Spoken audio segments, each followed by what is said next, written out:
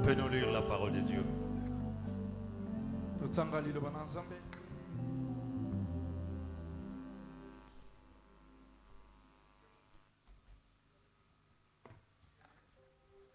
Genèse chapitre 37, versets 8 à 9.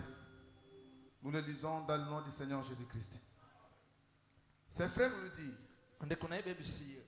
est-ce que tu régneras sur nous? Est-ce que tu nous gouverneras? Commence à partir du songe. Verset 9. Il eut encore un autre songe. Et il lui raconta à ses frères. Il dit: j'ai eu encore un songe. Et voici, le soleil, la lune et 11 étoiles se prosternaient devant moi. Il les raconta à son père et à ses frères.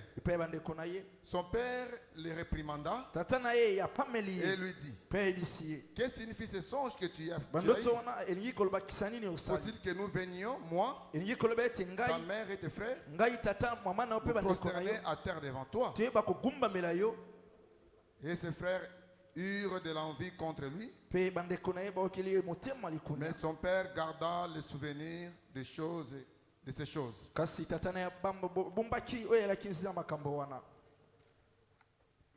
On peut lire Malachie.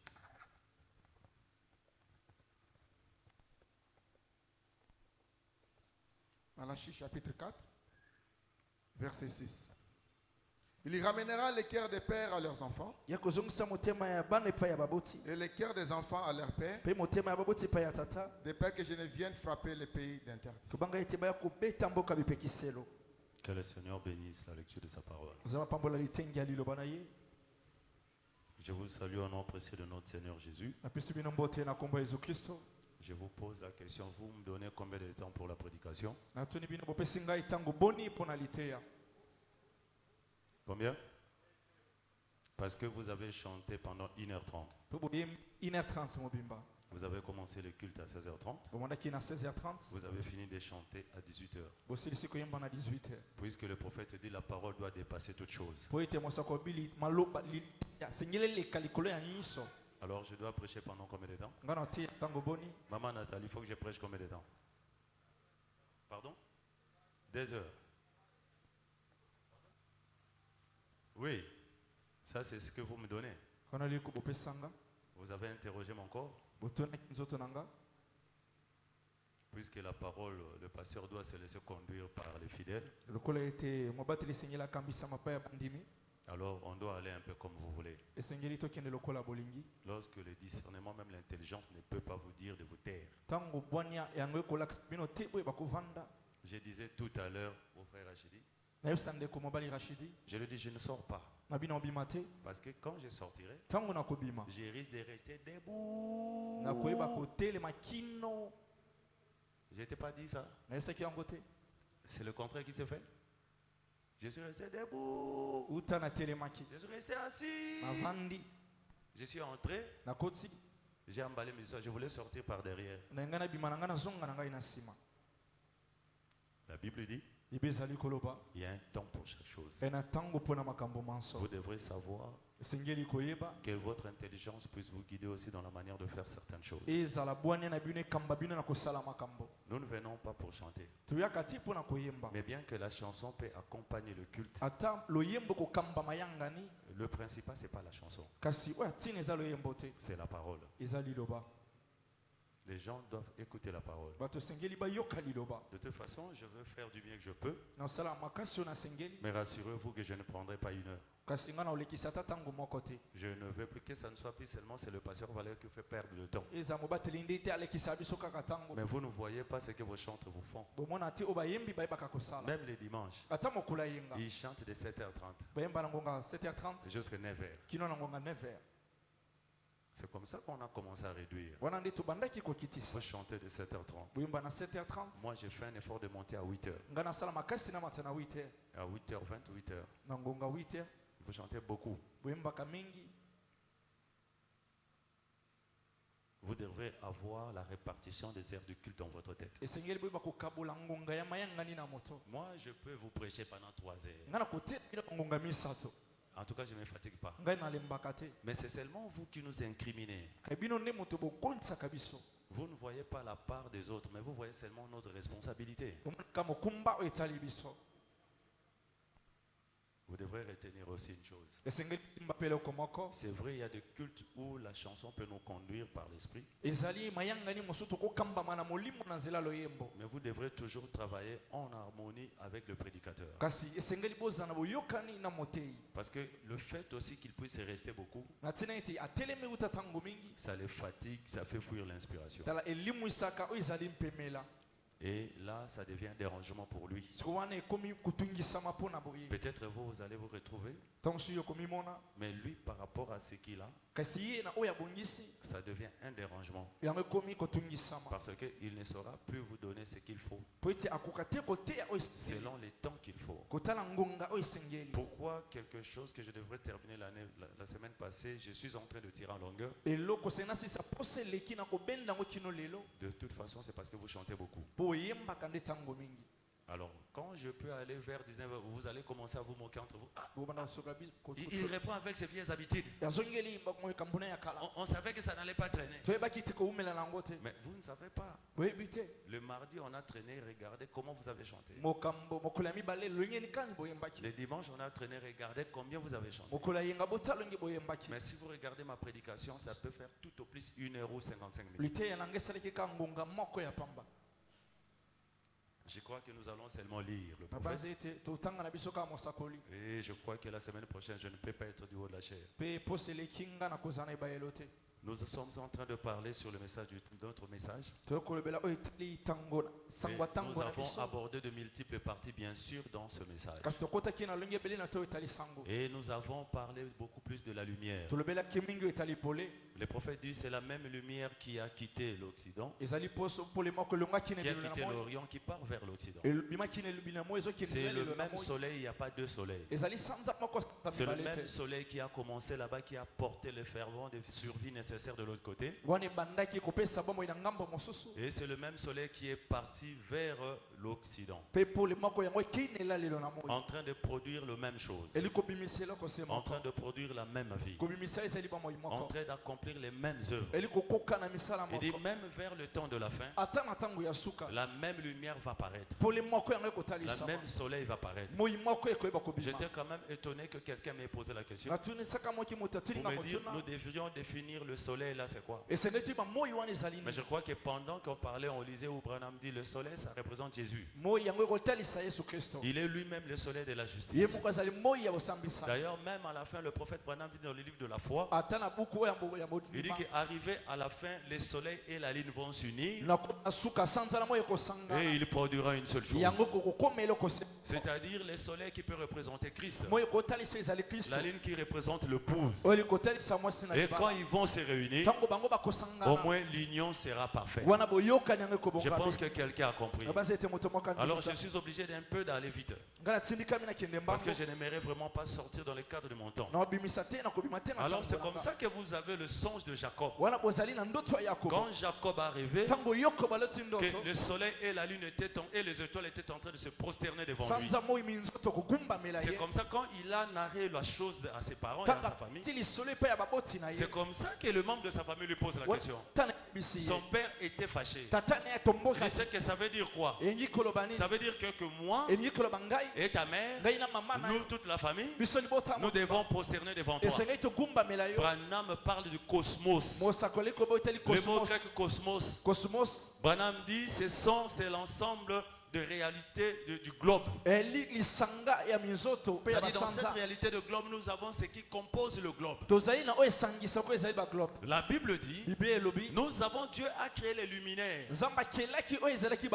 Les luminaires qui sont appelés à régner le jour. Là, nous avons le soleil qui règne le jour. Et ainsi, les luminaires qui sont appelés à gouverner la nuit. Et dans ces luminaires, nous avons la lune ainsi que les étoiles. Et vous devrez savoir savoir aussi que quand Dieu utilise son église, Dieu utilise son église comme l'univers. Dieu utilise son église comme une maison. Dieu utilise une église comme sa famille. Comme une famille dans laquelle vous avez père, mère et les enfants. Dans l'univers, Dieu utilise son église comme l'univers quand là vous avez le soleil, la lune ainsi que les étoiles. Et il y a des lumières qui sont appelées à présider le jour. Évidemment, c'est ainsi que vous avez Jésus qui pouvait dire aux scribes, qui pouvait dire aux pharisiens, laissez-moi faire l'œuvre de mon Père pendant qu'il fait jour. Parce qu'il était lui-même le soleil et les vents du matin. Il était lui-même la lumière. Cette lumière qui gouvernait le jour pendant qu'il faisait l'œuvre de Dieu. Tandis que quelque part existait la prophétie qui parlait du temps du soir. Alors, la présence de Jésus sur la terre était la présence de lumière, ce soleil qui a brillé au grand jour. Alors, pendant que le soleil évoluait, pendant que la journée évoluait, il est arrivé par des périodes où ce soleil était en train de perdre cette quantité de lumière. Ce n'est pas que le soleil n'avait plus la lumière, mais c'était les gens qui étaient censés percevoir cette lumière qui commençaient à chasser ce soleil dehors. Voilà pourquoi le prophète peut aller dire, le propriétaire de l'église aujourd'hui se trouve à l'extérieur. On a chassé Jésus dans sa propre maison. Il se retrouve loin. Si la lumière est loin de vous, sachez que l'obscurité s'approche beaucoup plus de vous. Amen, église. Voilà pourquoi nous sommes en train de vous parler de temps de soir. Dans le temps du soir, nous avons la lumière du soir. Et nous vous avons montré que cette lumière était un ensemble de réalités qui devrait accompagner beaucoup de choses. Ainsi, ça nous a parlé de la lumière de l'évangile. Et dans cette réalité de la lumière de l'évangile, il y a beaucoup de réalités peut-être que vous allez retrouver maintenant. Cette lumière dont Dieu parle d'une manière générale.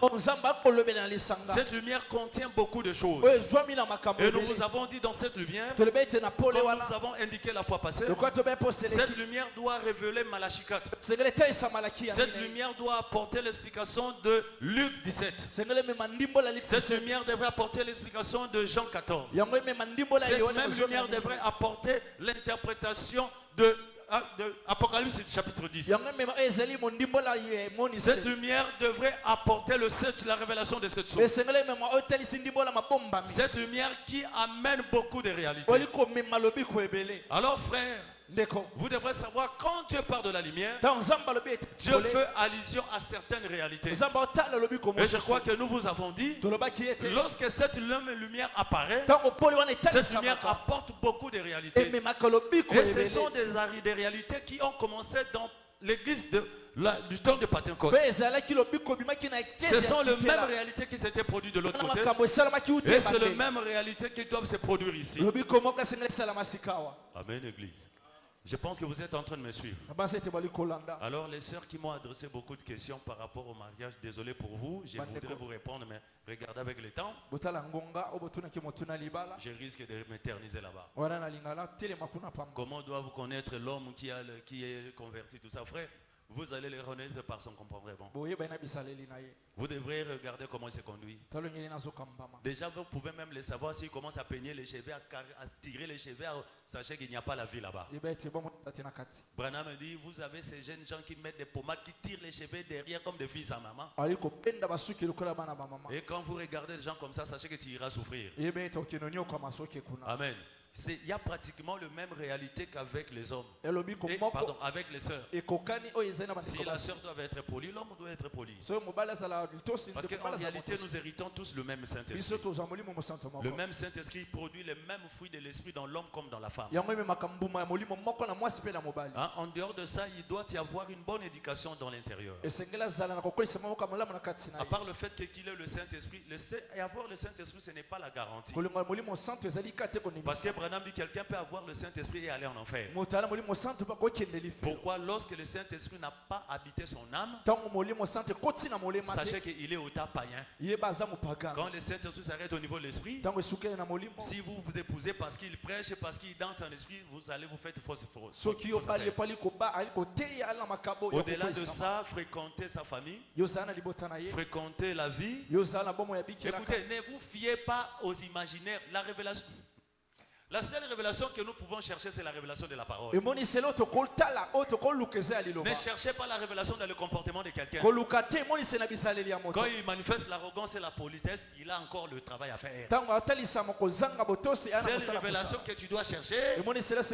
C'est la parole quand tu ne comprends pas. Ne cherchez pas les révélations dans le comportement de quelqu'un. Branham dit, quand tu veux connaître une femme, à la fin, va voir sa mère. Quand tu veux connaître son père, quand tu veux connaître le garçon, va voir son père. L'homme est tel que son père de foi est.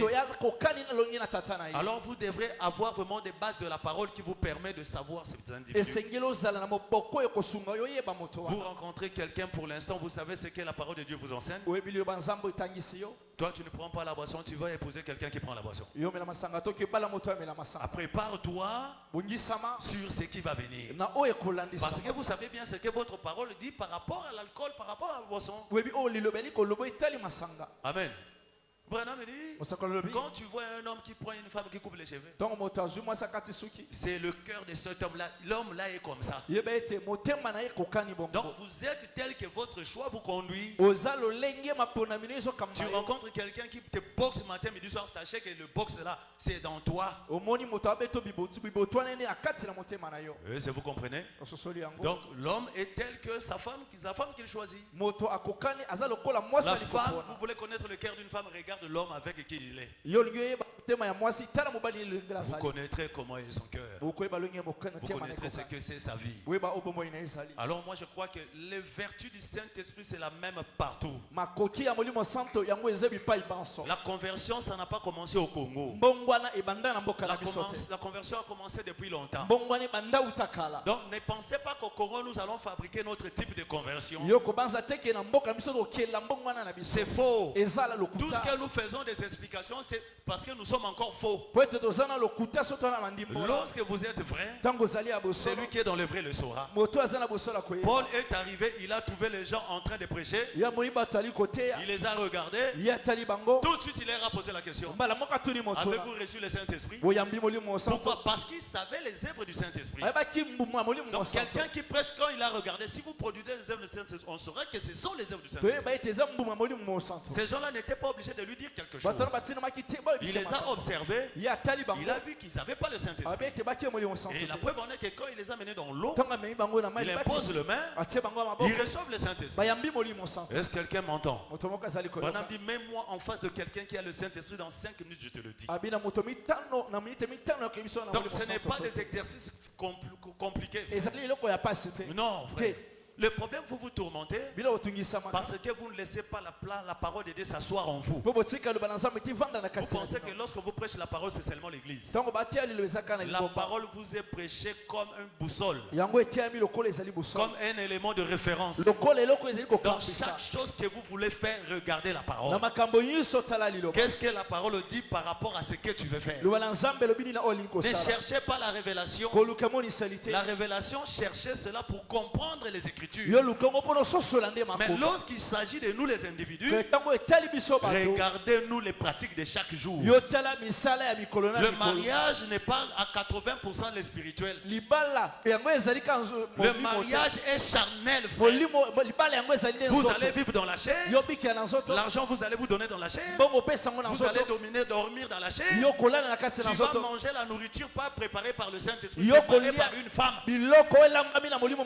Si elle est mal éduquée, elle n'a pas été bien préparée. Avec le Saint-Esprit en elle, elle fera brûler la nourriture au feu. Elle peut faire la nourriture, le riz, ça sera comme les arachides. Tout en ayant le Saint-Esprit. Ça, ce sont des choses qu'on enseigne. Tu vas porter les habits dont tu sentiras mauvais parce qu'elle n'a pas été éduquée pour laver cela. Si tu veux un homme qui va t'insulter, insulter ta mère, alors réfère-toi à sa beauté, à son argent. Si tu penses que déjà vous pouvez le savoir, regardez les hommes là comment ils vivent avec leurs parents, leurs frères et sœurs. Vous saurez comment est-ce qu'il va vous traiter. S'il n'a pas respect de sa mère, de son sœur, comment est-ce qu'il va te respecter? Si pour elle, il peut insulter une femme qui passe dans la rue, sachez qu'elle ne t'a pas encore insulté parce que ton tour n'est pas venu. Le jour où elle aura l'occasion, elle va t'insulter parce que tu n'es pas différent de cette femme-là. Donc si elle respecte lui-même les autres femmes qui ne sont pas ses femmes, il va te respecter toi. Vous devrez savoir que la parole de Dieu ne trompe pas. Donc si vous voulez fabriquer votre monde à vous, alors vous allez rencontrer des difficultés. Nous avons aujourd'hui des difficultés parce que les gens ne veulent pas écouter ce que la parole leur dit. Aujourd'hui, on est en train de nous ramener 2 ans, 3 ans, 4, 1 année, 6 mois dans la même chose. La même chose que j'avais interdit. N'entre pas là-bas. Ne touche pas. Non, passez, vous savez, moi, tu sais moi, tu sais moi. Maintenant, quand tu entres, ça commence à pleuvoir le feu. Qu'est-ce que moi je vais faire maintenant? Qu'est-ce que moi je vais dire? Supporte, achète-toi le parafeu. Achète les parafeux, puisqu'apparemment tu aimes bien marcher dans le feu. Tu ne peux pas acheter les parapluies parce que le feu va consumer le parasol. Achète-toi les parafeux parce qu'apparemment ton cœur te conduit dans le feu. Et moi je suis comme ça dans ce genre de choses. Maintenant quand tu veux sortir, moi je t'appuie dedans. Quand tu veux sortir par la force, je mélange la malédiction devant toi. Sauf si je ne t'avais pas interdit. Je vous dis la vérité, je suis du haut de la chair. Parce que plusieurs aujourd'hui nous sommes obligés d'être jugés par les choses qu'on avait interdites. Nous étions qualifiés de toutes sortes de choses. Maintenant que la qualification commence à vous poursuivre, qu'est-ce que nous faisons? Moi aussi je mets la main dans le joug, je regarde. À chacun son tour sur la chaise du coiffeur. Est-ce que quelqu'un peut me donner un amen? Amen. Alors, dans certaines choses de la vie, prenez le temps, frère. Laissez-vous la chair, si la chair vous conduit, il y a des choses que vous pouvez faire d'une manière hasardeuse. Achetez les habits par hasard. Achète une voiture par hasard. Mais ne choisis pas ton homme ou ta femme par hasard. Même s'il t'amène une voiture, même s'il est le petit frère ou la petite sœur du président, prends le temps. J'ai suivi les pasteurs Vibidi Lakidi. Normalement, la fréquentation doit prendre beaucoup de temps. Il n'y a pas la honte lorsque vous vous séparez quand la fréquentation n'a pas marché. Il n'y a pas la honte dans ça. Il n'y a pas la honte quand vous fréquentez, quand le fiancé n'a pas marché, vous vous séparez. C'est un ordre. Mais c'est beaucoup plus honteux lorsqu'on verse la dot et que le mariage est consacré. Quand vous quittez là-bas, c'est compliqué, frère.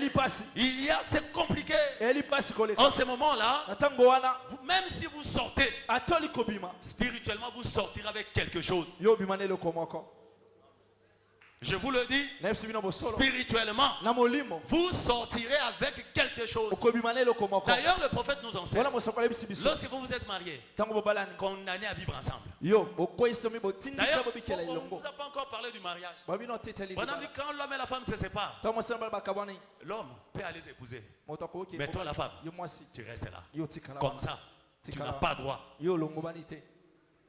Jusqu'à ce qu'il meure, tu vas lui envoyer des koulouna pour le tuer. Tu restes comme ça. Non, je vous avais dit, vous vouliez la parole, non? On va vous mettre chacun devant la parole. Vous allez savoir que nous étions, nous, votre miséricorde. Nous étions, nous, votre miséricorde. Parce qu'il y a des choses qu'on mettait derrière. Maintenant qu'on les met devant, vous serez en face devant le Seigneur toute votre vie. Donc, quand vous pensez que vous pouvez entrer dans le mariage, comme vous allez acheter vos habits, sur, comment vous appelez ça? Google, votre application, vous achetez les habits là-bas. Chez Ali Baba, vous pouvez acheter quand ça vient, ça ne vous convient pas, vous pouvez enlever, vous laisser là-bas. Les mariages, c'est pas comme ça. Les mariages, surtout quand vous êtes enfant de Dieu. Quand déjà vous entrez, on n'entre pas quand on t'amène dans une maison. Parce que si on dit qu'on vous amène dans une maison, c'est que vous êtes marié plusieurs fois parce que vous avez fréquenté beaucoup de maisons.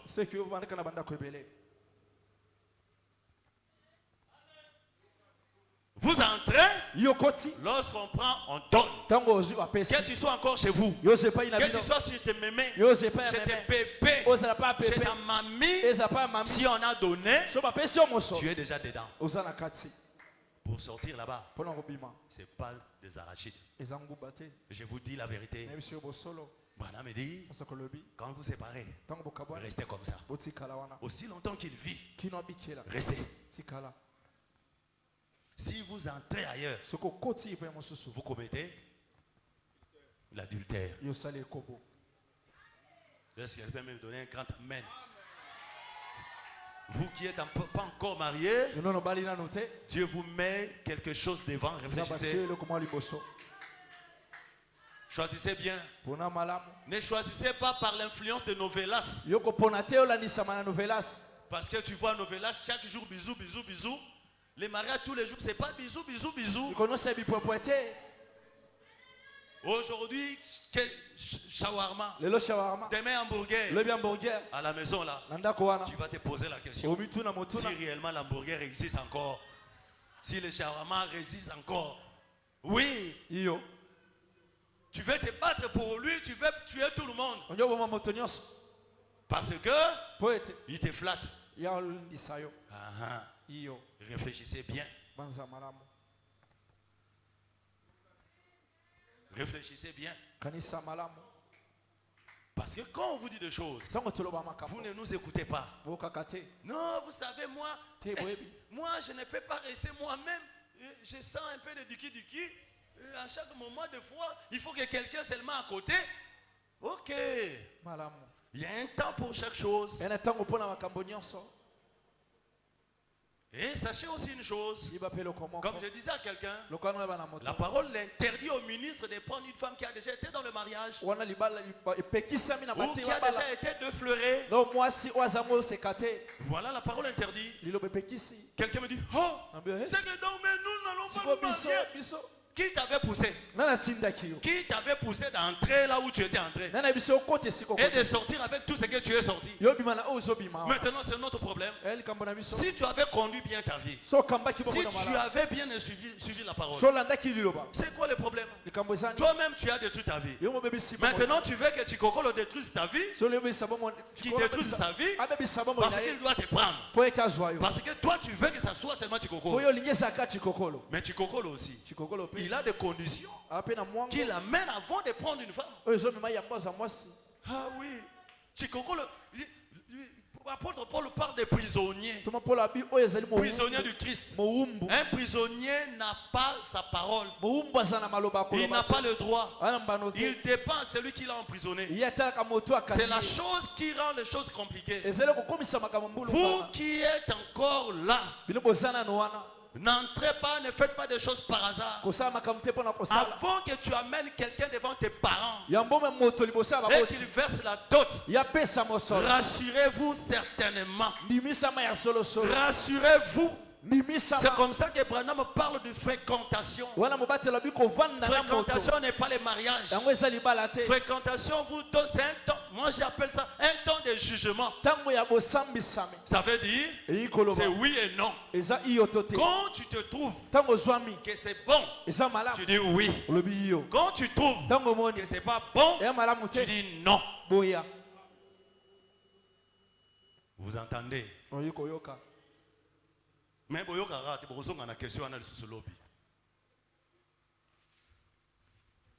quand vous écoutez bien la parole, il y a des questions que vous ne pouvez même pas poser. C'est-à-dire, la parole en elle contient des réalités qui vous amènent à juger, à faire le choix.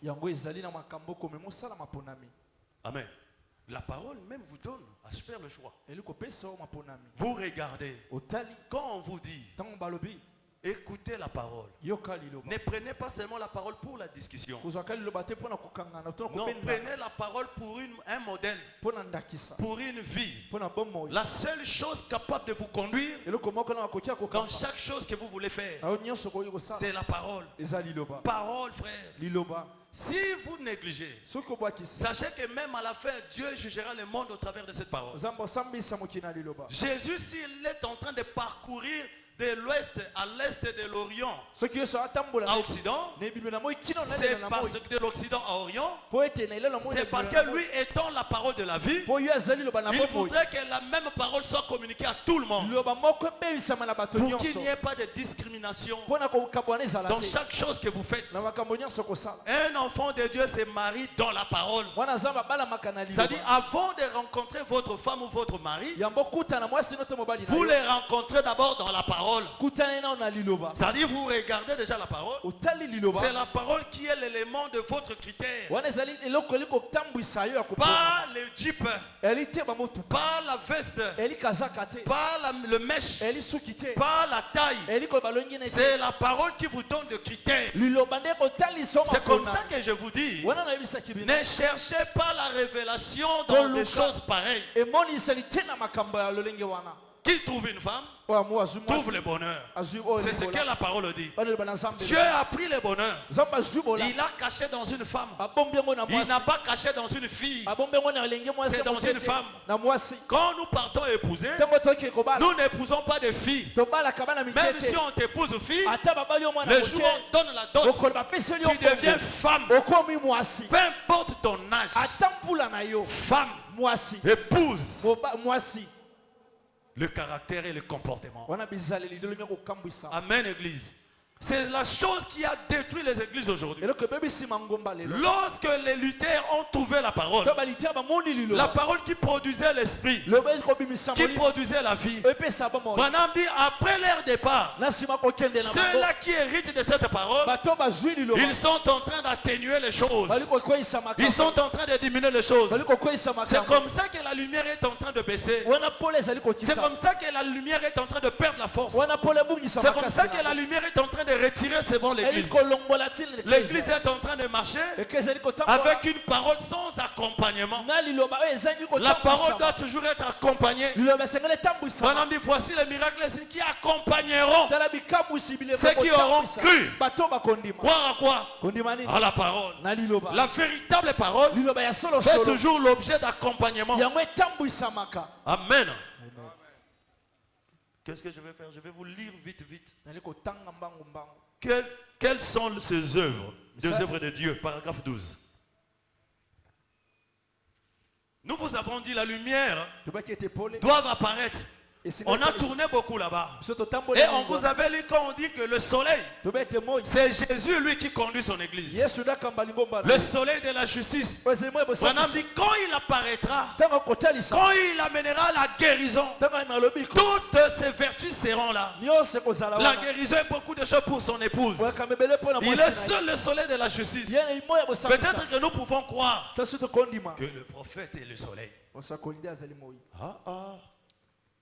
Sinon, quand nous réfléchissons comme ça, on risque vraiment d'amener, voilà pourquoi on a amené Branham au niveau de la divinité. Il est le soleil de l'âge. Non, Branham lui-même, il est clair. On lit. Qu'est-ce que Branham dit? Quelles sont les œuvres de Dieu, paragraphe 12.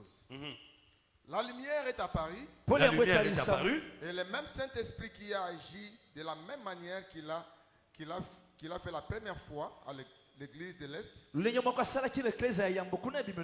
peuple oriental, est venu au temps du coucher du soleil sur le peuple occidental,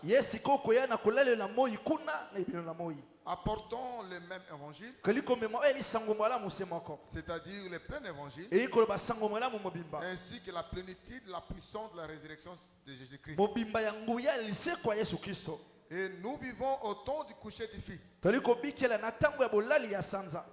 Au temps du coucher du Fils. Et la lumière de l'évangile, de même qu'elle a été critiquée et qu'on s'en est moqué au commencement, lorsqu'elle a brillé pour la première fois sur le peuple oriental. Écoutez frère, La même lumière, quand elle a brillé sur le peuple oriental, c'était toujours les moqueries. La Bible dit, il est venu chez les siens, les siens ne l'ont point reçu, les siens l'ont acculé, ils l'ont maltraité, ils l'ont traité de tout. C'était la même lumière, mais ayant produit les mêmes effets, ça produit le même Saint-Esprit, et le même Saint-Esprit ayant produit la vie au sein même de son église. Parce que c'était le temps d'accomplissement du promesse du temps du soir. Il fallait que la lumière arrive dans les derniers jours. Enfin, dans le premier église, c'était le dernier jour. La manifestation du dernier jour. Dit Dieu, je répandrai de mon esprit. Et après le dernier jour, il y a eu une prophétie pour le temps du soir. Est-ce que vous entendez? Cette lumière, Branham dit, l'église qui a commencé le matin, le jour de la Pentecôte, c'était ça la première église. Le commencement de l'église. Les mêmes œuvres qui se sont manifestées, c'est les mêmes œuvres qui doivent manifester lorsque la lumière quitte l'Orient pour venir vers l'Occident. Et cette lumière doit produire le même vertu. Oui. Elle recevra de même ce genre de critique au coucher du soleil. Il recevra le même genre de critique au coucher du soleil sur le peuple occidental. Mais le même Jésus qui a béni les gens à l'est.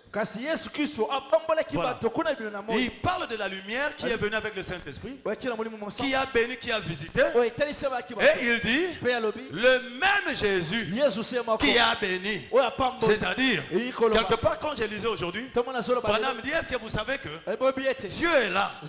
Jésus c'est lui-même le Père. Jésus c'est lui-même le Saint-Esprit. Et voilà qu'il fait le tour. De la même manière que vous voyez le soleil se déplacer, c'est de la même manière que l'évangile se déplace. Mais ça s'est déplacé selon les âges. Ça s'est déplacé selon les temps. Et à chaque lumière correspond un message.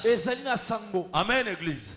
À chaque lumière correspond un message, correspond une réalité qui a accompagné l'Église.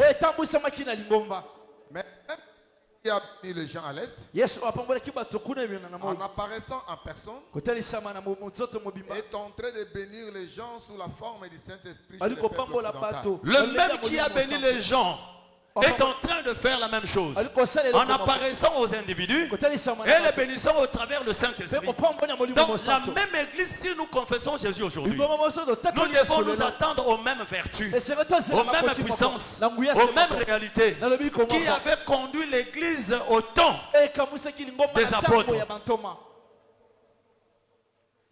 J'ai d'autres brebis qui ne sont pas de cette brebis. A-t-il dit s'adressant aux Juifs. Voilà maintenant, frère, cette lumière-là, le matin qui parlait là-bas, il leur a dit, je suis ici pour un temps. Je devrais aller, j'ai encore d'autres brebis. Les autres brebis là se trouvant où? Ils sont rentrés d'attendre à l'Occident, là où la lumière devrait aller se coucher. Et le soleil doit faire le parcours pour arriver là-bas, frère. J'aimerais que vous reteniez une chose. Quand on parle du soleil, évidemment que c'est le soleil qui produit la lumière. Mais on dit encore que vers le temps du soir, cette lumière apparaîtra. Mais vous devrez retenir une chose. Le soleil produit la lumière. Amen. Le soleil produit la lumière. Et nous avons vu Zacharie nous dire, quand cette lumière apparaîtra, il n'y a pas de lumière sans le soleil. Mais il y a aussi le soleil qui produit la lumière. La lumière qui doit maintenant faire un travail. Et dans cette lumière-là, est contenu Malachie 4, est contenu Luc 17, est contenu tout ce que nous avons cité. Et je crois que nous allons lire cela. Ça doit traverser les âges. Le même Jésus, faisant la même chose, la même réalité. Frère, jusqu'à ce que notre adoration puisse correspondre à là où la foi est venu, frère. C'est en ce moment-là, Seigneur, que les choses de Dieu se réveillera dans l'homme. La foi ne vient pas de nous. La foi vient de Juifs. Parce que Dieu les avait choisis. Donc notre adoration doit toujours regarder vers l'Est. Voilà pourquoi nous vous disons toujours, lorsque nous prions, nous regardons toujours vers l'Est. Parce que la prophétie le dit. Si toi tu ne le sais pas, je t'informe. Nous prions, nous cherchons toujours l'Est. Normalement, notre chair ici devrait être placée à l'Est. Cette position, c'est une position par défaut. Nous avons mis cela par défaut. Parce que bon, l'espace ne convient pas. Mais tout enfant de Dieu, il regarde toujours là où le soleil pour prier. Pourquoi? Parce que le soleil, c'est un homme. C'est Jésus, le soleil de la justice. Nous avons foi en lui. Nous espérons en lui. Nous comptons sur lui. Nous regardons sur lui. Amen. Voilà comment cette lumière a marché. Je commence à me sentir un peu bien. Mais malheur à vous parce que je vais aller vite, frère. Âge de l'église de Sardes. Écoutez maintenant. Comment est-ce que cette lumière a marché? Comment est-ce qu'il a travaillé? Nous vous disons toujours qu'il a traversé les âges, qu'il a conduit toutes les églises. Et jusqu'à aujourd'hui, il est en train de conduire son église, son propre église, frère. C'est le même Jésus. Faisons les mêmes choses. Le Jésus d'aujourd'hui n'est pas différent des Jésus d'hier. Sauf seulement qu'aujourd'hui, bien qu'étant ressuscité, il est ressuscité dans toute puissance et dans toute force. Pour ton salut. L'âge de l'église de Sardes. Paragraphe 92. Je t'ai envoyé cela. Comment? Ok. Son téléphone a perdu cela. Est-ce que quelqu'un a trouvé?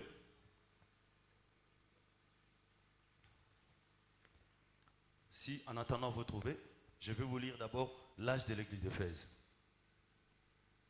En attendant, trouvez-moi l'église de Sardes, paragraphe 92. On parle de cet esprit. Je lis d'abord l'âge de l'église d'Éphèse, paragraphe 77. Ça, tu as? Bon, je lis. Jean est le messager de cette période. Jésus-Christ, le Dieu Tout-Puissant, marche au milieu de cette lampe d'or. Que fait-il? Il n'a pas dit qu'il marchait avec une seule lampe. Il marchait au milieu de toutes. Qu'est-ce que cela montre? Il est le même hier, aujourd'hui et toujours. Dans chaque âge de l'Église et pour chaque croyant, il vient avec le Saint-Esprit. Dans chaque âge et vers chaque personne, le même hier, aujourd'hui et pour toujours. Branham dit dans chaque âge. Dans le livre de psaumes des Apocalypse, on a dit qu'il y avait les 7 chandeliers et on voyait, il marchait, il marchait sous forme de 7 au milieu de 7 chandeliers. Le prophète Branham est en train de nous expliquer pour dire que chaque âge, Jésus devrait marcher avec son église. Donc il pouvait se multiplier par 7 pour marcher au milieu de chaque église. Ce n'était pas dans le premier âge où Jésus a visité cette église. Mais quand il y a eu cette église, chaque église a eu son temps de visitation. Comme chaque église a eu son temps de flamme. Je ne peux pas vous le représenter. Ah, voilà, nous en avons ici. Nous avons les chandeliers. Les chandeliers qui a 7 branches. Et Branham me dit, chacune de ces branches ici a eu sa lumière, a eu son messager, a eu son temps, et il a eu son Jésus. Je peux te blesser. Pourquoi j'ai dit son Jésus? Il n'est pas multiple, mais il est multiple, frère. C'est-à-dire dans chaque âge, Jésus se divise en 7. Alors on peut le voir dans l'âge de l'église d'Éphèse, avec une lumière, avec une étoile, avec un messager. Jésus était là. Il leur a donné la lumière de 7 ans. Il leur a donné le message de 7 ans. Il leur a donné un envoyé de 7 ans. Quand cette église est passée, ici ils avaient un prédicateur qu'on appelle Irénée, qu'on appelle Paul. Après Paul, Branham dit, il y a eu Irénée. Les gens commençaient à discuter. Pourquoi Irénée? On devrait prendre Polycarpe. Branham dit, si j'ai pris Polycarpe, si j'ai abandonné Polycarpe, j'ai pris Irénée. C'est dans un objectif. Parce que Irénée, il était plus près de la parole. Et Irénée, les signes et les prodiges accompagnaient Irénée. Pas Polycarpe. Polycarpe était un peu loin de la parole. Polycarpe avait un peu l'esprit catholique. Il avait l'esprit des Romains. Tout c'est lui qui s'approche de cette église-là. Nous te considérons comme Polycarpe. Nous sommes entre le choix entre Irénée et Polycarpe. Mais tous servaient Jésus. Branham me dit, je vais vous ajouter encore. Vous savez pourquoi j'ai pris Irénée? En disant qu'il était près de la parole. En disant qu'Irénée, les signes et les prodiges l'accompagnaient. Mais Irénée, dans le concile de Nicée, lorsqu'il y eut débat, les autres soutenaient qu'il y avait Dieu le Père, qu'il y avait Dieu le Fils et Dieu le Saint-Esprit. Irénée inspiré par le Saint-Esprit. C'est ça la nature de l'église. Pas une église qui est touffée des théologiens. Pas une église qui est touffée des intellectuels. Mais une église qui est basée sur la parole. Parce que la révélation ne vient que par Dieu. Il dit, Irénée a dit ceci. C'est vrai. Le Père, le Fils et le Saint-Esprit, ce n'est qu'une seule personne. Ils ne sont pas trois. Il est allé pour dire, c'est les trois fonctions. C'est les trois fonctions. Il dit les trois manifestations d'un seul Dieu. Alléluia. Amen. Il dit voilà pourquoi j'ai pris Irénée, j'ai laissé Polycarpe. Polycarpe qui était le disciple de Paul. Non, oui, non, les disciples de Jean. Irénée, quand il a regardé, il dit, c'est lui, Branham dit, il avait tous les signes qui accompagnaient Jésus. Il avait toutes les manifestations de l'esprit que nous avions besoin. Il a commencé même à énumérer certains signes et prodiges qui se faisaient au temps d'Irénée. Voilà pourquoi, frère, quand vous croyez, s'il n'y a pas de signes de prodiges, c'est que vous n'avez pas encore cru. Parce que la conséquence de croire, c'est le signe et le prodige. Branham dit ça accompagne cela. Oui, frère. Tu peux lire? Non, je continue. Parce que je lisais ici. Excusez-moi. Il dit, l'église pour chaque croyant, il vient avec le Saint-Esprit dans chaque âge et vers chaque personne. Dans chaque âge et vers chaque personne. Il vient avec le Saint-Esprit dans chaque âge et vers chaque personne. Ça ne s'arrête pas dans un groupe de gens. Je continue, frère. Tenant dans sa main droite. La main droite signifie l'autorité et la puissance. Tenant sa main droite sous contrôle. Les 7 messager de cet âge de l'église. Oh, j'aime cela. Nous les voyons. Lui, le Christ, s'avança au travers de cet âge de l'église. Il est en train de s'avancer. Les messagers passent, mais lui, il ne passe pas. Lui, c'est chaque année. Il est obligé de s'arrêter. Chaque année, il est obligé de s'arrêter. C'est lui qui a commencé cette course-là. c'est Josué. Arrête-toi d'abord. Dans le temps de mon ministère, tu dois d'abord t'arrêter. Et c'est comme ça que frère, Branham dit, il s'est arrêté dans chaque âge. Comme le soleil qui part. D'ailleurs, j'ai réfléchi, je me dis, c'est comme si chaque messager représentait une heure. Représentait un temps. C'est lui qui a commencé le matin. Quand son tour est passé, le deuxième vient. Le soleil est en train de faire le tour. Alléluia. Sauf que notre montre n'a pas 24 heures, mais ça 7 heures.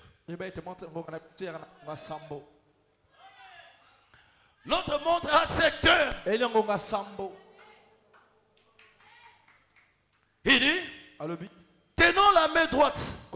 La main droite signifie l'autorité et la puissance. Tenons dans sa main droite, sous son contrôle, les 7 messagers des 7 âges de l'église. Oh, j'aime cela.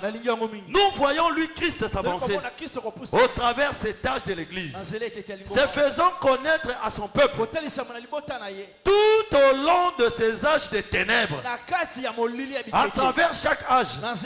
Tandis que l'église devenait formaliste et se disloquait, les uns ayant un côté et les autres de l'autre. Mais cette petite minorité de l'église tenant toujours ferme, et Christ travaillait avec elle conformément à sa parole. Il a conduit au travers de tout cela. Amen, frère. J'ai lu paragraphe 78.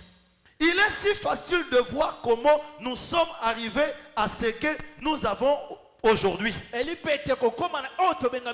Lorsque l'on commence à étudier ceci, ici au début, je crois que vous pouviez tous voir cette hauteur. Voilà un âge de l'église. C'est celui des pentecôtistes. Le deuxième âge de l'église, le troisième âge, le quatrième âge, le cinquième, le sixième et la septième âge. Maintenant, si vous faites très attention, ceci, l'église a commencé le jour de la Pentecôte. Combien croient cela? Vous voyez ce qui est arrivé à la Pentecôte. Ensuite, voyons que l'église continue à déchoir. La même église qui était sortie le jour de la Pentecôte devrait être notre même église aujourd'hui, avec le même Saint-Esprit, la même parole, la même réalité. Mais qu'est-ce qui s'est passé? Jésus n'a pas quitté son église. Jésus était là chaque jour. Mais les gens commençaient à travailler pour les chasser. Ça a commencé comme vous le faites aujourd'hui. Quand on te fait une reproche, on n'est même pas dans cette église. C'est comme ça que ces églises-là ont commencé. Quand on leur dit, la parole ne demande pas ça. Ces gens-là, ils ont dit, Branham me dit, qu'est-ce qui vous fait croire que cette église-là, que le pape là, le Saint-Pierre est leur premier pape? Il est leur premier pape. Il dit, qu'est-ce qui fait croire cela? Parce que lui, Pierre, il a été baptisé au nom de Jésus. Mais eux, ils ont reçu le baptême au nom de qui? Il dit d'ailleurs, Pierre n'est même pas arrivé là-bas. Ils ont apporté autant de modifications. Il dit, il devrait d'abord commencer. Pierre était apôtre. Mais eux, ils sont des abbés et des papes. Ils tirent cet ordre-là de qui? Parce que la Bible dit, Dieu a établi premièrement les prophètes, les apôtres, ainsi de suite. Mais vous vous appelez abbé. Vous vous appelez, je ne sais pas moi. Il dit, cet ordre-là, vous le tenez de qui? Il a commencé à poser des questions. Pierre, lui, il avait une femme. Mais d'où vient aujourd'hui? Vous ne vous mariez pas. Et vous faites de cela un ordre. Il dit tous, Pierre, tout le monde était baptisé au nom de Jésus et ont reçu le Saint-Esprit. Mais vous, vous avez modifié votre baptême. Et les manifestations qui étaient dans cette église, nous ne voyons pas cela. Mais comment diriez-vous que vous êtes la même église? Parce que la parole dit, Les mêmes signes accompagneront partout quiconque croit. C'est là où la chose devient compliquée, frère. C'est là où les Romains sont poignés. Il dit, vous voulez que nous puissions reconnaître que vous avez Dieu. Dieu est reconnu au travers de sa parole et au travers de ses signes. Dieu n'est pas reconnu par le groupe des individus qui adorent. Dieu n'est pas reconnu par quelqu'un qui ferme les yeux et qui cite son nom. Dieu est reconnu lorsque sa parole est respectée dans l'intégralité. Lorsque sa parole est prêchée, que vous voyez cette parole se manifester comme dans la parole. Estimez-vous croyant ou croyante ou chrétienne, lorsque vous voyez la parole de Dieu vous accompagner. Je dois aller vite. Je peux lire maintenant le paragraphe 91. Tu n'as pas toujours pas ça? Tu n'as pas ça? Toujours l'église de Sardes. Vous devrez marcher dans ces choses. Si tu as l'église de fait, tu peux me lire paragraphe 149. 147. Si vous ne faites pas ça, le Seigneur ne restera pas avec vous. Parce que lui-même, il est en train d'avertir son église. Lorsque vous rejetez sa parole, le Seigneur va vous rejeter. Lorsque vous abandonnez toutes ces choses, le Seigneur va vous abandonner. Amen. Tu n'as pas trouvé? Oh là là. Mais je t'ai tout envoyé. Là, tu me donnes maintenant le travail de fouiller, de fouiller. Je n'aime pas ça. 147, 147, voilà. Je lis l'âge de l'église d'Éphèse. Je lis dans le paragraphe 147. Souviens-toi et répands-toi. Sinon, j'ôterai de sa place la lumière et les étoiles. Ou à sa place dans l'église. Écoutez frère, lorsque nous amenons Dieu, nous commençons à discuter. Lorsqu'on nous présente la parole, c'est une mauvaise chose. Lorsqu'on vous prêche la parole, même si vous n'aimez pas, soit restez silencieux. Je peux vous lire une écriture où Branham me dit, ne vous mêlez jamais de la parole. Ne vous mêlez jamais de ça. Lorsqu'on prêche une chose que tu n'aimes pas, reste silencieux. Ne parle même pas le rapporter à quelqu'un. Et surtout que si on a lieu que c'est la parole, mieux vaut pour toi rester calme. Dieu dit, il commençait à menacer l'église de Sardes. Il dit, si vous ne vous répentez pas et que vous ne ramenez pas les choses à sa place, je viendrai pour ôter même ma lumière. Je vais enlever ma lumière. Je vais ôter cela de l'église. Parce que l'église était devenue tellement rebelle. Les choses que nous voyons aujourd'hui, les manifestations de l'arrogance dans l'église, c'est aussi une promesse. Car la Bible dit, dans les derniers jours, les gens deviendront fanfarons, ennemis des gens des biens, aimant les plaisirs plus que Dieu, ayant la démangeaison d'attendre des choses qui plaisent à leurs oreilles. C'est ça la vie de l'église actuelle. C'est-à-dire quand quelqu'un vient à l'église, même s'il fait mauvaise chose, vous devrez le caresser, vous devrez le louer, vous devrez le regarder, vous devrez le bénir. Frère, Branham me dit, même si vous restez deux, au moins que ça soit la vérité. À la fin, on se croisera quelque part.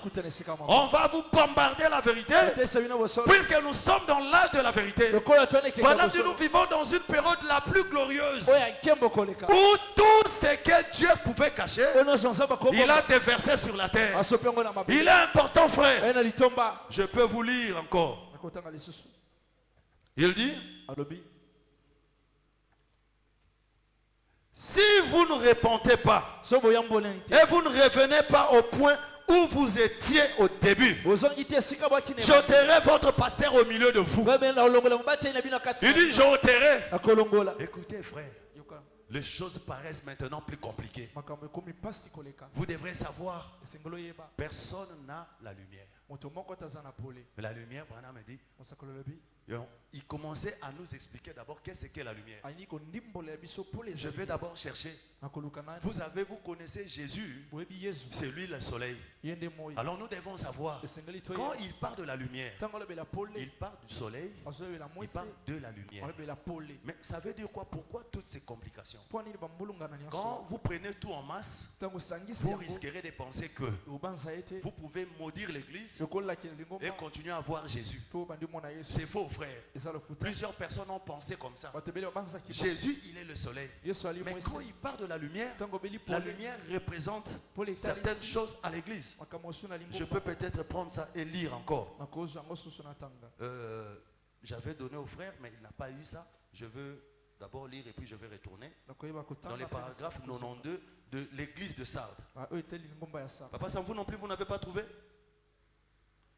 Paragraphe 92 de l'église de Sardes. Oui. Ok. Paragraphe 92. Oui. Maintenant, oui. Suivez attentivement tandis que nous continuons. Suivez attentivement tandis que nous continuons. Les 7 esprits. Les 7 esprits. Dit celui qui tient, point d'interrogation, point de suspension. En d'autres termes, il tient ses messagers. C'est lui qui a le Saint-Esprit. Il tient les messagers. C'est-à-dire les 7 esprits. Il représente les messagers. Oui. Les messagers qui seront loin du Saint-Esprit. Ce sont ces messagers qui seront loin du Saint-Esprit. De ce même Saint-Esprit qui unit Paul qui était le premier. C'est le même Saint-Esprit. Les messagers qui auront ce Saint-Esprit, ça sera le même esprit que Paul avait. Le deuxième, le troisième, le quatrième. Quand il dit le deuxième, il parle là d'Irénée. Le troisième, il cite Martin. Et il cite Colomba.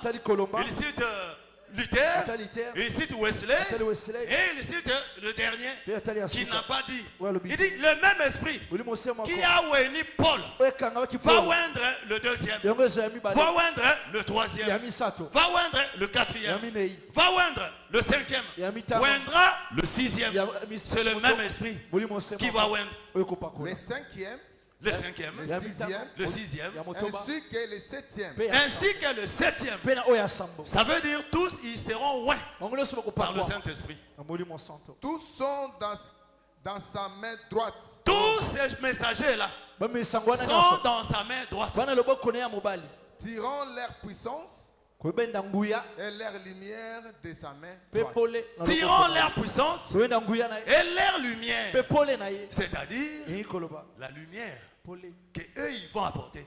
Que cette lumière qui doit venir, la lumière doit accompagner le messager. Donc il n'y a pas de lumière sans le messager. Il n'y a pas de messager sans lumière. Et si vous apprenez cela, ils tirent leur lumière de lui. Parce que Jésus, marchant sur 7 chandeliers, on le voit dans 7 chandeliers, dans chaque âge.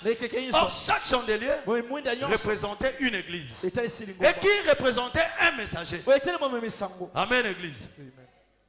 Dieu soit loué. Nous pouvons prendre 91.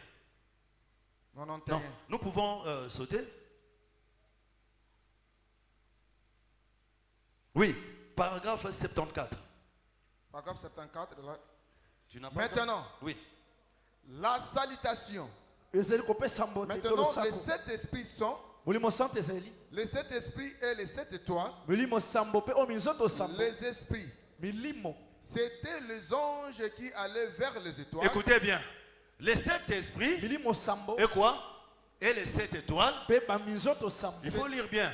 C'était les anges qui allaient vers les étoiles. Les 7 esprits et les 7 étoiles. Ce sont les anges qui allaient vers les étoiles. Oui. Lesquels représentaient les messagers. Lesquels tout ça représentait le messager. Le messager de quoi? Le 7 âges de l'église. Qui représentait les 7 esprits, les 7 étoiles. Oui. 7 esprits. À 7 différentes reprises, le Saint-Esprit a oint un messager, lequel était une étoile à son jour. Écoutez frère, j'aimerais que nous puissions enlever une confusion. Vous savez, quand on parle de cet esprit, les gens peuvent penser que Dieu avait cet esprit entre ses mains. Cet esprit, ça veut dire Dieu il a cet esprit. Vous risquerez d'aller très loin. Cet esprit représente seulement les 7 messagers. Or, il n'y avait pas en réalité cet esprit. Il y avait un seul esprit Comme la Bible dit, c'est le même esprit qui opère tout en tous. C'est-à-dire, il y a un homme qui vient en son tour. Dieu, il prend encore l'autre. Ils sont 7. Viens, toi viens. C'est-à-dire, tout ça, il représente un âge. Chacun représente l'âge. Ils sont 7. Branham dit, Dieu avait 7 messagers entre ses mains. Et cet esprit qui représentait chaque serviteur. Si lui devrait venir à l'âge inconvenu, Dieu l'envoie et Dieu lui donne l'esprit. Quand il prend l'esprit, s'il travaille avec cet esprit, il travaille. Quand son temps se termine, quand lui part, même esprit vient chez lui. C'est-à-dire le même esprit, mais a fait 7 tours dans les 7 individus. Ce n'est pas que Dieu avait 7 esprits. Le 7 esprits que vous entendez pouvez représenter les 7 serviteurs de Dieu. Je peux prendre seulement votre exemple. Or, la Bible nous enseigne qu'il y a un seul Saint-Esprit qui opère tout en tous. Toi, tu as Saint-Esprit. Toi, tu as Saint-Esprit. Toi, tu as Saint-Esprit. Toi, tu as Saint-Esprit. Toi, tu en as. Toi, tu en as. Donc ici, s'il faut calculer, j'ai combien de Saint-Esprit? 7. C'est pas fini. Toi, tu en as? Toi, tu as? Toi, tu as? Toi, tu as Saint-Esprit. Ça fait déjà à peu près 18. Ça veut dire, tu as combien d'esprits? Tu as combien d'esprits? Si nous comptons tous, chacun a reçu une part. Chacun a reçu Saint-Esprit. Mais nous risquerons de dire, tu as tellement multitude d'esprits. Mais or, en réalité, Branham a dit, vous avez reçu tous le même. La Bible dit, nous avons reçu le même. Mais chacun a reçu selon une dose, selon une mission, pour faire le travail. C'est-à-dire dans les 7 âges. En réalité, quand Dieu dit le Branham dit, le Saint-Esprit, vous savez, c'était ses prophètes. Mais les mêmes esprits qui opéraient tout dans chaque individu. Donc, ça répétait l'âge. L'esprit que lui, il avait, lui aussi, il avait. Lui, il en avait. Lui en avait. Lui en avait. Lui en avait. Je pense qu'on a compris. C'est le Saint-Esprit qui représente 7 envoyés, 7 étoiles, 7 anges, qui n'a rien à voir. Sinon, vous allez calculer. Rentrez. C'est la logique qui nous amène à comprendre que quand on parle de l'agneau du matin et l'agneau du soir, il n'y en avait pas 2 agneaux. Il y avait le seul agneau qu'on a arrêté le matin et qu'on est allé immoler le soir. C'est le même agneau. Voilà pourquoi la Bible nous parle du soleil du matin et du soleil du soir. Il n'y a pas 2 soleils. C'est le même soleil qui a fait le tour le matin qui est allé vers le soir. C'est le même esprit qui a commencé le premier qui est allé terminer vers le temps du soir. Comment est-ce que nous pouvons nous retrouver dans la contradiction? Quand lui il vient, il n'a pas contredit le 6e, il n'a pas contredit le 5e, il n'a pas contredit le 4e, il n'a pas contredit le 3e, il n'a pas contredit le 2e, il n'a pas contredit le premier. Mais avec un large espace de temps, c'est le même esprit qui opère tout en tous, frères. La contradiction que nous avons dans des églises aujourd'hui, vous devez savoir, c'est qu'il y en a qui ont l'esprit de Dieu et ceux-là qui n'en ont pas. Si nous ne parvenons pas à dire le même langage, c'est que ce qui nous conduit n'est pas la même chose. Est-ce que vous comprenez? Il n'y a pas cet esprit, mais il y a cet esprit qui agit par le même esprit. Est-ce que vous comprenez cela? Est-ce que vous comprenez? Oui, frère. Sinon, vous allez confondre. Tu as cet esprit entre ses mains. Il y a cet esprit. Tu as lu, tu peux répéter un peu. Oui. Cet esprit. Cet esprit. À 7 différentes reprises. Ah, écoutez, pardon, répète. Cet esprit. Cet esprit. À 7 différentes reprises. À 7 différentes reprises. Ça veut dire à 7 répétitions. À 7 différentes reprises. Ah, Le Saint-Esprit a oint un messager. À 7 différentes reprises, le Saint-Esprit a oint un messager. À 7 différentes reprises, le Saint-Esprit a oint un messager. Je me sens bien. Et si vous croyez que c'est la parole, je sais que pour certaines personnes ça paraît comme ça. Va lire ça. Va lire ça. Alléluia. Les éclats montent directement. Lorsque sa maman les met au dos, quand il vole, il lâche. Il prend les airs. Alléluia. Ça va venir, frère. À 7 différentes reprises, le Saint-Esprit a oint un messager. Il les a oint 7 fois. Alléluia. Lesquels étaient une étoile à son jour. Écoutez, le messager qui était oint, il était aussi une étoile à son jour, pas au jour de l'autre, à son jour. Dans ce temps-là, vous pouvez avoir des envoyés, vous pouvez avoir des prédicateurs, mais il y avait un qui était une étoile à son jour. Même celle-là qui faisait remplir le stade, tu étais un prédicateur. Même celle-là qui ressuscitait les morts, tu étais un prédicateur. Il n'y a qu'un envoyé à son jour, une étoile seule. Pas deux. À un certain moment, les étoiles se sont croisées sur la terre. Il s'est croisé sur la terre. Quand il a rencontré Jean-Baptiste, Jean-Baptiste dit, il faut que je disparaisse pour que lui puisse croître. On ne peut pas faire l'accident des étoiles sur la terre. Quand l'autre est apparu, il faut qu'il puisse disparaître, que l'autre puisse monter. On ne peut pas rester à deux sur la terre. Il faut laisser parce que le Saint-Esprit est une étoile. À son époque, une seule. Un esprit est éternel. Et l'esprit est éternel. Et l'étoile a été faite dans un but. L'étoile a été faite dans un but. C'est lui de refléter la lumière dans les ténèbres. L'étoile a été faite dans le but de refléter la lumière dans les ténèbres. L'étoile a été faite dans un but afin de refléter la lumière. Si vous ne suivez pas l'étoile, j'ai pris beaucoup le Seigneur et les églises qui ne suivent pas les prophètes. Parce que l'étoile a été faite dans un but. Ce n'était pas les mages qui nous ont montré Jésus. Ce n'était pas un homme, frère. C'était les étoiles qui ont conduit. C'est seulement les étoiles. C'est seulement les étoiles. C'est seulement les étoiles. Ce n'est pas les pasteurs. Ce ne sont pas les évangélistes. Ce n'est pas les prophètes.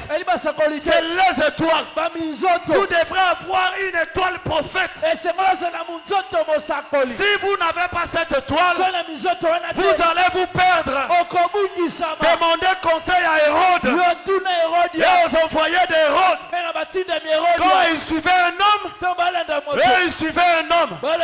Mais nous avons les yeux relevés. Nous marchons tout en espérant au ciel. Voilà le prophète Branham dit, nous ne sommes pas terre à terre. Nous sommes ciel à ciel. Ciel à ciel. Nous avons le regard braqué sur la croix, braqué sur les promesses. Nous regardons au-dessus. Nous marchons comme les mages, suivant les étoiles. Suivant les étoiles.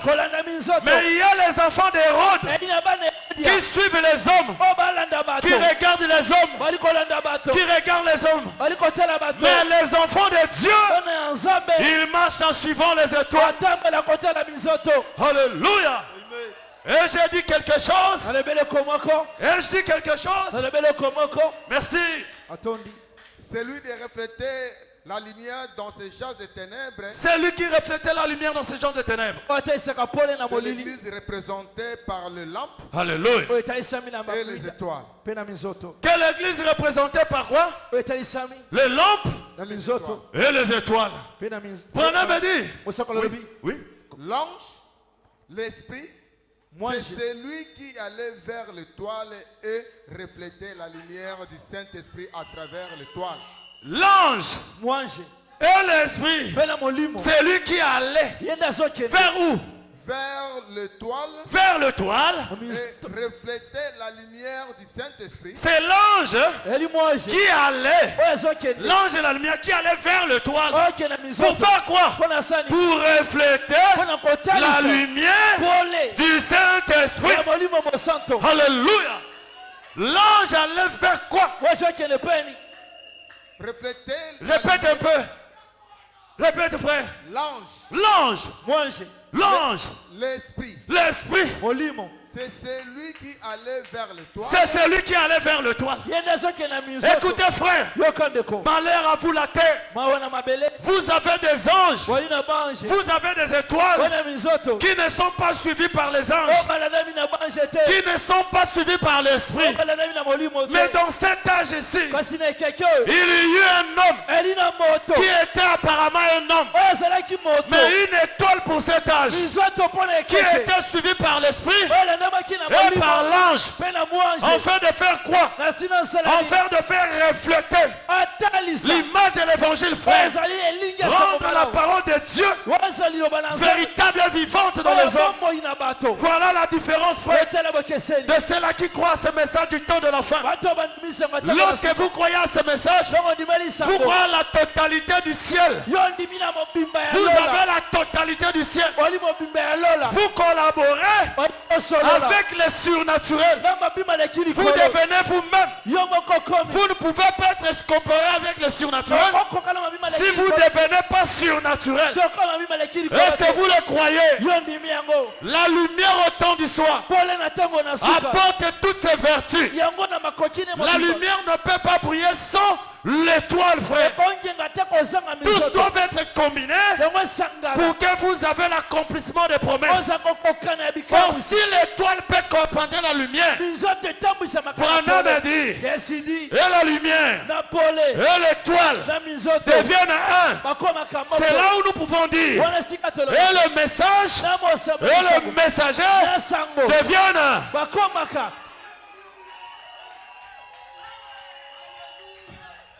Et refléter la lumière du Saint-Esprit. Il devrait refléter. C'est l'ange. Alléluia. À travers l'étoile de cet âge de l'église. À refléter la lumière du Saint-Esprit. À travers cette étoile de cet âge. Il doit refléter le Saint-Esprit et la lumière. À travers l'ange ou l'étoile de cet âge-là. Dans l'âge de Paul, c'était Paul. Dans l'âge d'Irénée, c'était Irénée l'étoile qui devrait représenter, manifester ces choses. Dans l'âge de Martin, c'était lui Martin Luther qui devrait refléter cette image. Dans l'âge de Colomba, c'était Colomba qui était cette image qui devrait représenter. Il était l'ange, il était l'étoile, il devrait refléter cette lumière. Et dans l'âge de Wesley, dans l'âge de Luther, c'est Luther qui l'a fait. Après Luther, nous avons eu l'âge de Wesley. Wesley a reflété. Après l'âge de Wesley, nous nous retrouvons dans le temps du soir, là où la lumière doit vous paraître. L'âge la plus glorieuse, où la puissance dépasse tous les âges. L'âge de la tête, où les muscles ne peuvent pas pousser sur les calvities, où la tête a obéi à toutes choses. C'est la tête qui décide là où part le corps. C'est la tête qui conduit chaque chose. Alléluia. Nous sommes heureux, frères, de vivre dans cet âge où le ciel est sur la terre. Est-ce que je peux terminer cela? Il se peut que vous vous demandiez. Mettez-vous debout. Je m'arrête là. Je m'arrête là. Que Dieu soit loué. Ainsi je prie pour vous. Quand on va chanter, vous mettez vos offrandes. Ainsi vous sortez. Seigneur, merci pour ta présence. Merci pour ta main. Merci de ta main au milieu de nous. Je crois que cette puissance de la parole ainsi a guéri les hommes. Nous chassons les maladies. Nous chassons tout ce qui ne confesse pas ton nom. Nous bénissons ton peuple. Bénis cette parole. Accorde la guérison à ceux-là qui en ont besoin. Accorde la vie à ton peuple. Au nom de Jésus. Est-ce que tu peux me répéter avec un grand temps? Mais que le Seigneur vous bénisse. Si par la grâce de Dieu, on peut continuer, sinon je vais sauter cette partie. Je dois atterrir pour clôturer le message de notre temps. Ce n'est pas ma faute, je vais m'arrêter là-bas. Je vous ai prêché selon que vous m'avez donné. Amen. Il y a beaucoup de choses, sinon vous avez les autres qui ont ces écrits et ils vont les lire. Amen. Je prie pour les offrandes. Seigneur, je bénis le moment des offrandes. C'est toi qui nous as donné. C'est toi qui nous as nourris. Nourris ainsi ton église, Seigneur. En multipliant les avoirs de tes enfants. Par le nom de Jésus-Christ, nous avons ainsi prié. Amen. Le panier rouge, nous bénissons le prédicateur. Le panier bleu, nous mettons les offrandes ordinaires. Nous sortons dans 2 minutes.